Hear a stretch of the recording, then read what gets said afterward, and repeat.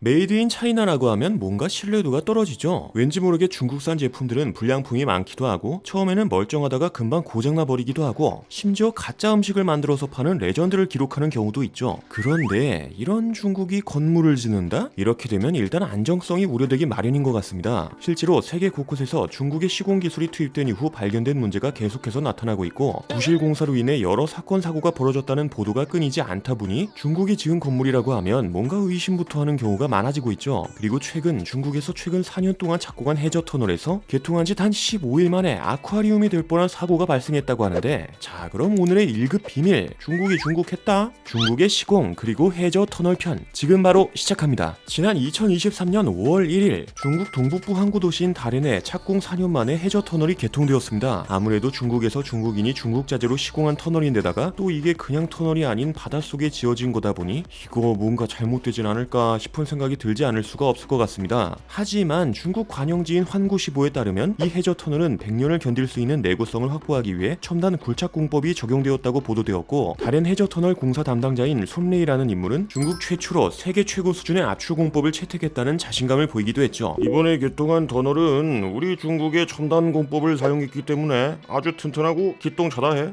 솔직히 나는 잘 모르겠다 해. 이 해저 터널 자재들도 다 중국산에 중국인이 건설 작업한 거 아니냐 해? 이 새끼 사람을 왜 이렇게 못 믿냐 해? 우리 중국 기술력을 무시하지 말아라 해. 그러다 진짜 공안한테 잡혀가는 수가 있다 해. 그렇지, 이게 중국이지. 문제 삼는 사람을 다 잡아가면 문제가 없는 거다 해. 이런 중국식 논리 아주 놀랍다 해. 이렇게 어디서 나온 자신감인지는 잘 모르겠지만 일단 완공이 되었고, 개통된 이후 한동안은 아무런 탈 없이 정상적으로 운영되는 듯 했지만, 아니 이게 무슨 일이야? 해저 터널이 개통되고 단 15일밖에 지나지 않았던 2023년 5월 16일 오전 8시 32분 해저 터널 운영사의 터널 천장에서 물이 쏟아지고 있다는 신고가 접수된 겁니다. 아무래도 이 시간대는 한창 출근하는 사람들이 많은 시간대이다 보니 운영사 측에서도 적지 않게 당황했을 거라는 생각이 드는 것 같은데, 당시 해저 터널 내부 상황을 살펴보게 되면 다른 해저 터널 민주광장 입구에서 시내 방향으로 약 200m 떨어진 지점의 터널 천장과 벽면에서 진짜 물이 새어나왔습니다. 그런데 이게 그냥 찔끔찔끔 새는 정도가 아니라 말 그대로 콸콸콸 쏟아져 나왔죠. 이로 인해 터널 바닥에는 물이 고이기 시작했고 도로는 마치 폭우가 쏟아진 듯 침수되었거든요. 이 상황을 목격한 이들은 어쩔 줄 몰라 하는 모습을 보였고 물바다가 된 터널을 건너면서 엄청난 불안감에 휩싸였다고 합니다. 뭐 그래도 인명피해 없이 모두가 터널을 빠져나오긴 했지만 수많은 중국인들은 적지 않은 충격을 받게 되었죠. 아니 한번 생각해보면 만약 해저 터널에 무슨 문제라도 생기게 된다? 그럼 물고기랑 승용차랑 같이 통행하게 될 수도 있고, 진짜 최악의 상황에는 이 해저 터널이 수중동굴이 되어버릴 수도 있었으니까 이건 말 그대로 많은 중국인들이 착해질 뻔했던 사건이다 보니 중국 내부에서도 우려의 목소리가 높아지기 시작했는데요. 일단 해저 터널에 대한 안전성 논란은 물론 중국이 가지고 있는 시공 기술에 대한 의문을 가질 수밖에 없었죠. 결국 이 해저 터널 안으로 수리 인력이 파견되면서 일시적으로 차량 통행이 금지되었고, 긴급 보수 작업이 완료된 시점인 오전 10시부터 정상적으로 교통이 재개되었다고 합니다. 그리고 이내 다롄시 공항국과 해저 터널 운영사는 이번 사건에 대해 입장을 밝히게 되죠. 자자, 우리 입장 밝히겠다 해. 터널 내에 물이 샌 것은 터널에 빵꾸가 난 게 아니고 소방배관 연결부가 떨어져 나와 배관이 누소됐기 때문이다 해. 운영사가 이런 입장을 밝히는데 내가 힘을 실어줘야겠다 해.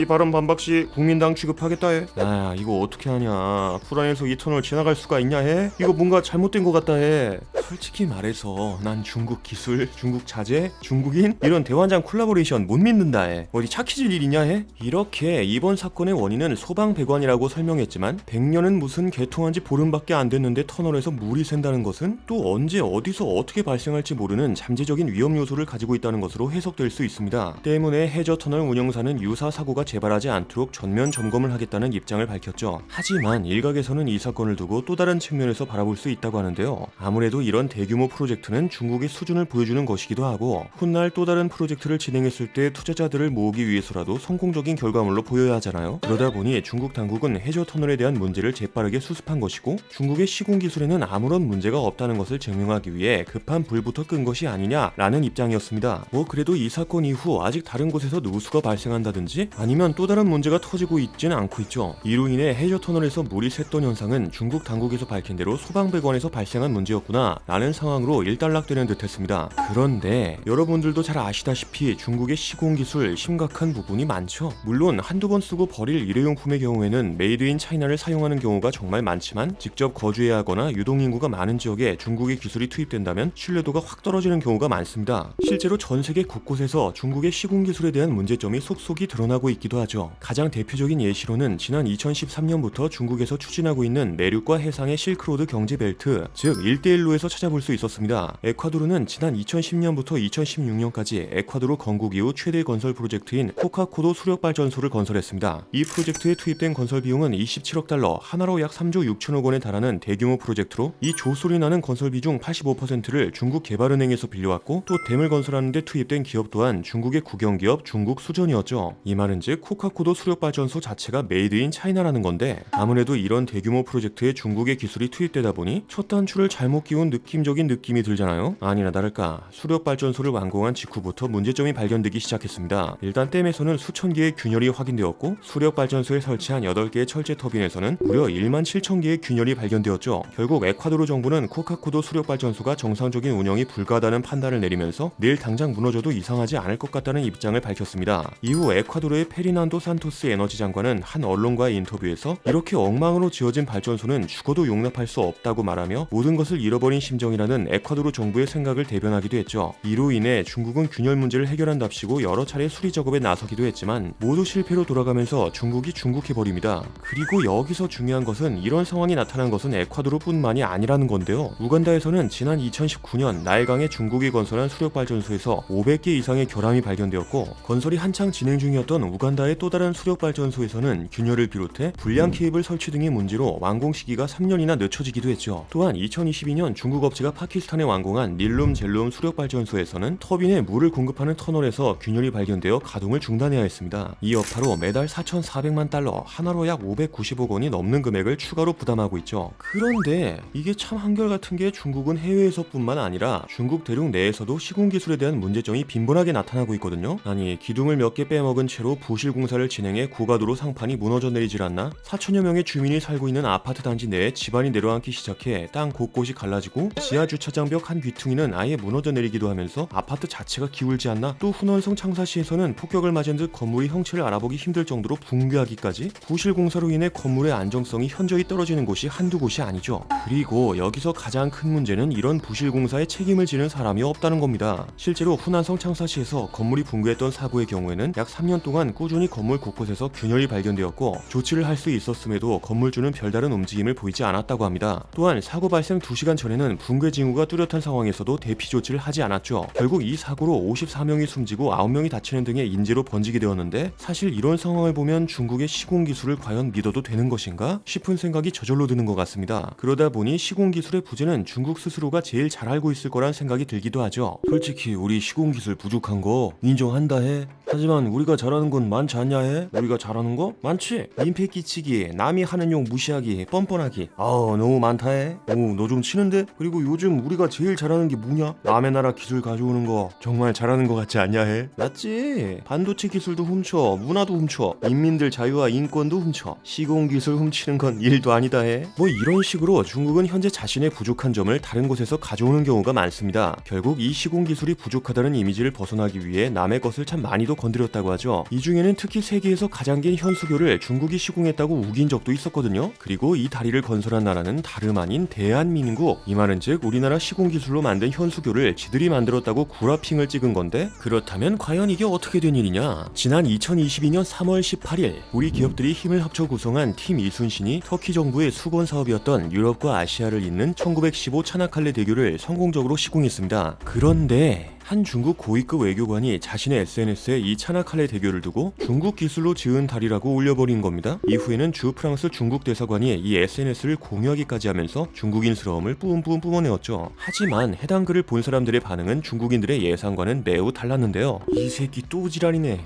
이거 한국 기업에서 지은 다리 아니야? 우리 쪽 외교관 연락해봐. 네, 전화 바꿨습니다. 네, 아닙니다. 네, 그거 중국이 지은 게 아니고 한국이 지은 다리 맞습니다. 네, 끊을게요. 봤지? 이거 중국도 구라핑 찍는 거라니까. 원래? 야, 얘네 글 내렸다.